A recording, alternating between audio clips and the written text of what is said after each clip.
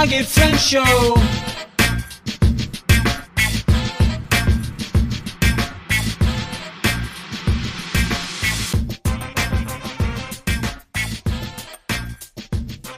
What's up, my bloggy friends? Famous Ashley Grant here, and today I want to talk about how to write a blog post properly using AI. And I know everybody's talking about it. Everybody's been talking about Claude and ChatGPT and WriterZen and all the things. And before you come at me, I should state that I'm a writer. I make a living from creating content every week. I'm not team AI, but I'm not exactly team no AI either. And hopefully by the end of this episode, you'll understand why I'm talking about blogging with AI at all. Because the truth is, it's here to stay. Yes, there's a lot of lawsuits that are going on right now, but I definitely believe that we're going to keep seeing some form of LLMs continue being in the space. So we might as well learn how to lean into it and use it to help make our writing jobs easier so that we can make more content and do the things that we need to do with our websites. And for those of you who've been living under a rock, what exactly is AI? What is AI writing software? TechTarget refers to AI, or artificial intelligence, as the simulation of human intelligence processes by machines, especially computer systems. By extension, AI writing software is supposed to simulate content that's been written by human writers. And with the use of algorithms, suggestions, and a lot of complicated computerized ones and zeros, AI writing software should theoretically be able to take a prompt that a user gives it and deliver text content back to the user. The reason it's causing such a stir, though, in the writing world is because it can generate large bits of text. I mean, I'm talking full-on books in mere seconds. And what's taking content writers hours to complete can be created in seconds without breaking a sweat. Of course, that's not to say that what's generated is accurate, and it's also not even necessarily great content. However, as I've been playing with different writing tools at this point, I have to admit, it is certainly impressive that different software can spit out pretty decent content depending on which one you're using and the prompts you're giving it. So if we're being honest, what can AI accomplish? I think that what AI can accomplish depends largely on your goals. The different functions that I've seen it being used for include but aren't limited to writing your first draft, writing your intros, writing your conclusions, generating a list of blog topics, creating different heading and title options for your blog post, summarizing your points of an article or a blog, generating product descriptions, e-commerce for e-commerce stores, writing entire blog posts, articles, essays, poems, even songs. So it can also be used for like writing ad copy, brainstorming ideas, answering questions, but keep in mind that the answers you get may not be factual. And it can even break down complicated ideas into easier to digest ones. For example, if you're taking large bits of text that you don't quite understand, you could put them into something like Claude, and it'll spit back out an easier to understand version of that thing for you. So you could, put a essay that has been written by a college graduate into it and say, break this down in a way a 5-year-old can understand, and it actually does it.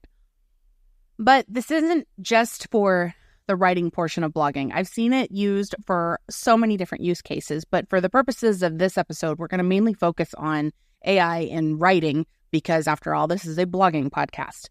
So let's talk about the ethical considerations of writing blog posts with AI. They're talking about carbon emissions generated because of the computing power that AI tech is causing. So some people are nervous about how many computers are being used to generate these LLMs and make them work.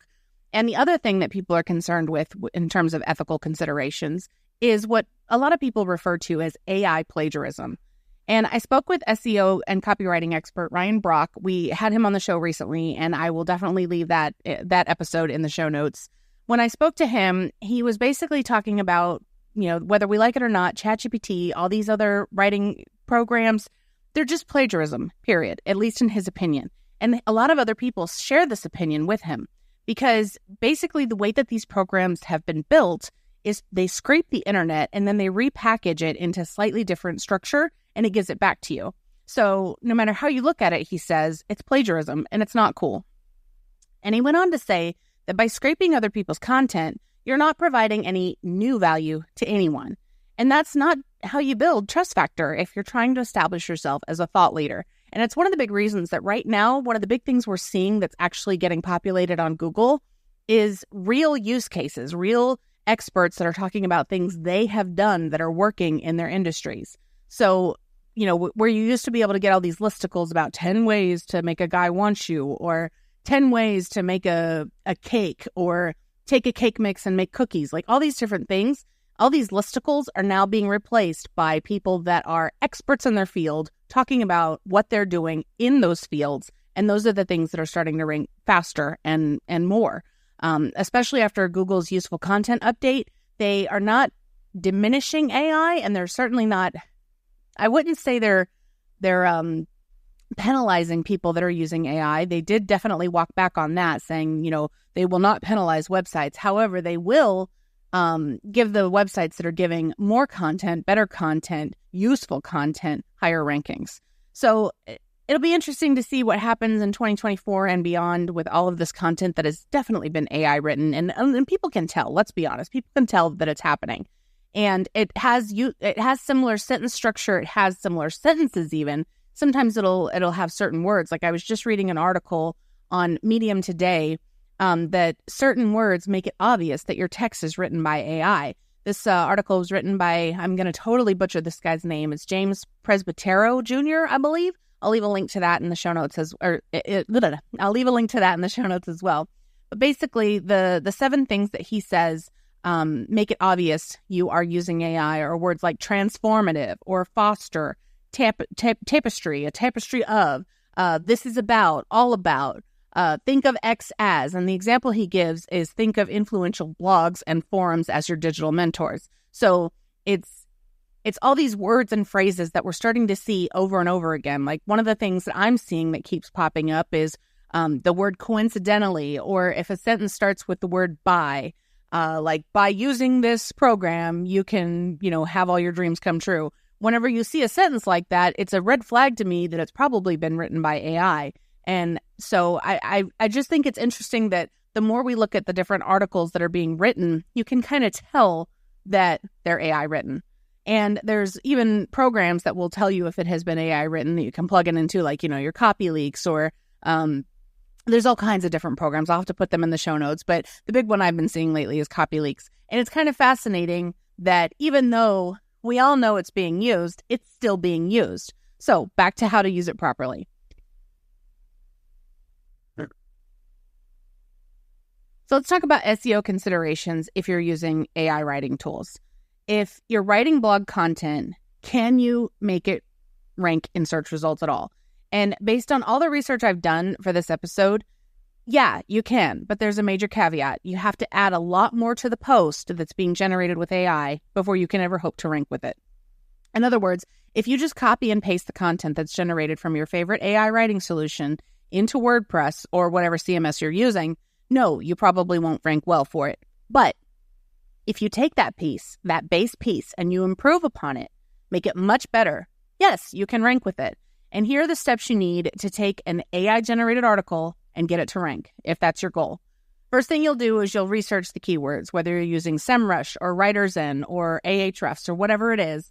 Start researching all of the keywords that you want to use. You shouldn't generate a single bit of text until you have done a thorough keyword research session.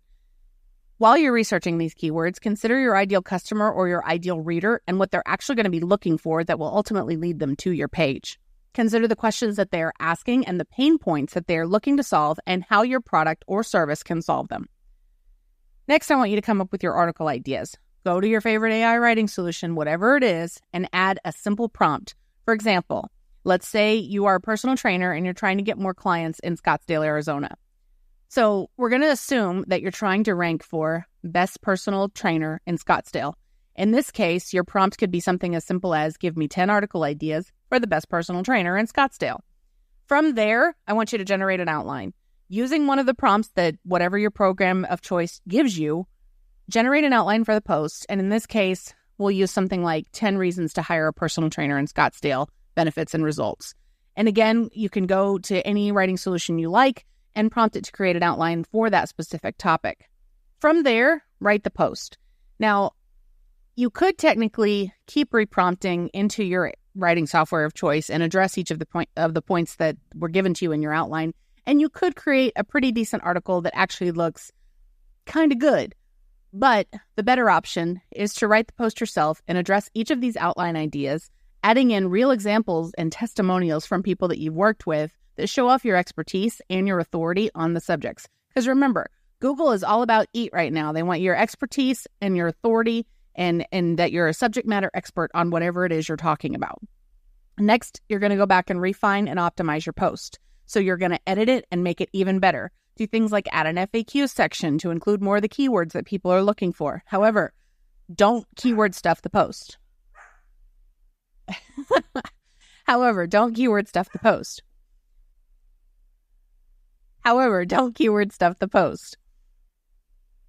And then you're going to include some images that are optimized with proper alt tags and descriptions. Don't forget to compress your images before you load them into your post so that you can increase your so you can decrease your page load time. Then I want you to break up larger paragraphs into easier to read shorter paragraphs. You have to think about adding subheads and making it easier for a skimmer to read your article, because you want to include stuff that someone who's standing in a checkout at Walmart or Target can just flip through on their phone and get the gist of what it is you're trying to say. Then you'll include things like links to authoritative sites, links to your own blog posts that expand on the ideas that were presented in the post, and don't forget to create a solid meta description that tells the search engines exactly what your post is about. So that's kind of the Reader's Digest version of how you're going to use AI properly. Notice nowhere in there did I say you actually should take it, write it, or ask your software of choice to write it, and then just publish it. If you just do that, yeah, okay, you're going to have content on your website, and you'll be able to constantly be able to update your website. The problem is you're not going to have good content. It's going to be obvious. Everybody's going to start seeing that we're all using the same phrases. So instead, use actual use cases, actual things that build up your expertise, authoritativeness, and your trustworthiness.